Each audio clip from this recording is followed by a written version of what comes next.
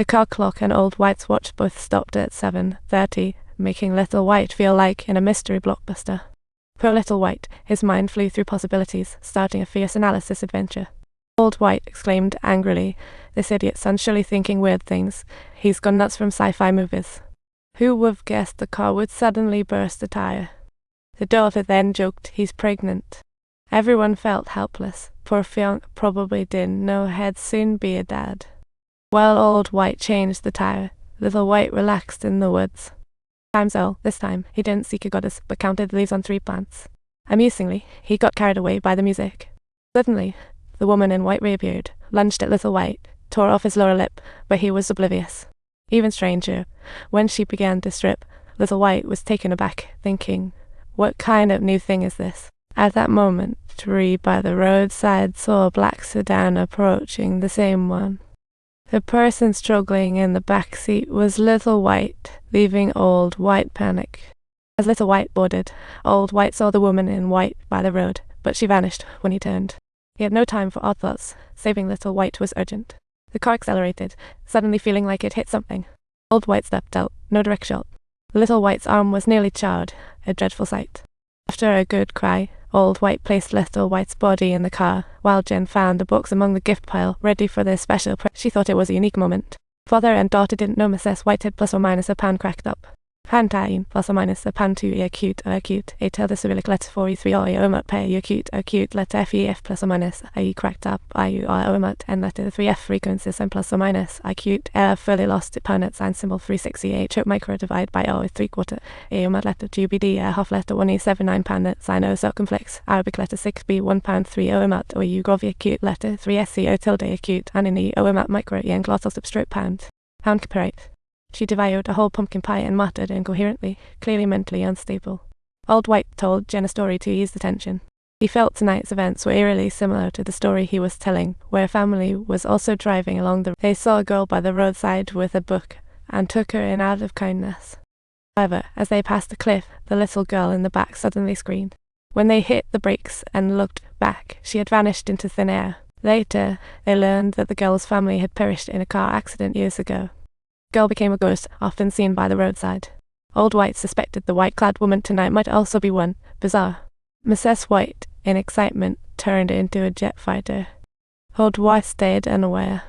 Suddenly, Mrs. White pulled out a gun from the car. Out of control, she yelled to play cop and robber with Old White, mistaking it for a toy. Fortunately, she shot inaccurately, hitting Old White's thigh. As an intern, Jen could do basic bandaging. To numb the pain, Old White took a swig of strong liquor and kept driving. From now on, they needed to find Marquette and a hospital. After a while, Jen woke up, found Old White gone, and in panic, rushed out to turn the car. She found Old White's body lying down like a dog, and wherever he hid, it was clear he was hurt. After a long time, Jen woke up again, found Old White not in the car, and, scared, quickly got out to search for him. Fortunately, he had just stepped out to observe the North Star. Old White reasoned that since Marquette didn't appear on the map, but given the North Star's position, they should be nearing the coast. So, Marquette may be a military base or similar. The tank's fuel should suffice. The woman finally saw hope, but then Mrs. White's mental state worsened. She saw people everywhere in the woods. After getting back in the car, she enthusiastically waved at the crowd, only to spot an old acquaintance. Yet Old White told her that person had died many years ago. Mrs. White didn't stop, but insisted on chatting with an old friend. Old White refused, causing a clash. When Old White got out, he found scattered debris everywhere while Mrs. White had disappeared without a trace. Oddly, Mrs. White exited the car empty-handed, yet so much gear appeared. Both Old White and Jen were baffled. Time fell as they puzzled. The familiar sedan reappeared. This time, Old White held truth, thinking, "How nice to see you pass smoothly." The sedan slowly backed away, and then Mrs. White magically reappeared, but the scary part was she seemed to have a bit of a headache. As she instinctively touched the back of her head, she realized, wow, a chunk of skin was missing, revealing her brain. Now only Old White and his daughter remained. The repeated blows nearly broke Old White. He almost committed suicide. But his daughter stopped him and firmly said, "If you go too, what will I do?" "Plus, I'm pregnant. So you have to pull yourself together. The women will be fine." Given Old White's unstable mental state, Jen offered to drive. Soon, they realized they might not escape this road. Judging by the mailbox number, although they couldn't find Marquette, reaching the coast should be a good option.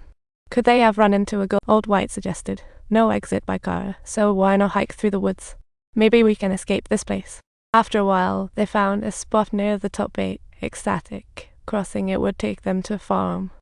After crossing, they walked further and saw lights. Getting closer, they found it was their car's headlights. Driving, they couldn't get the shot, stuck here, but couldn't just wait for disaster. Thus, they had no choice but to drive again, hoping for a miracle. However, quite bizarrely, the first end of the road had appeared once again. Were they truly going in circles, or continuously retracing their steps?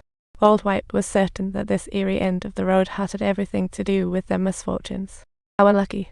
The lights blew out right after being turned on. Old White told Jen to get a flashlight from the car while he fumbled with a match inside.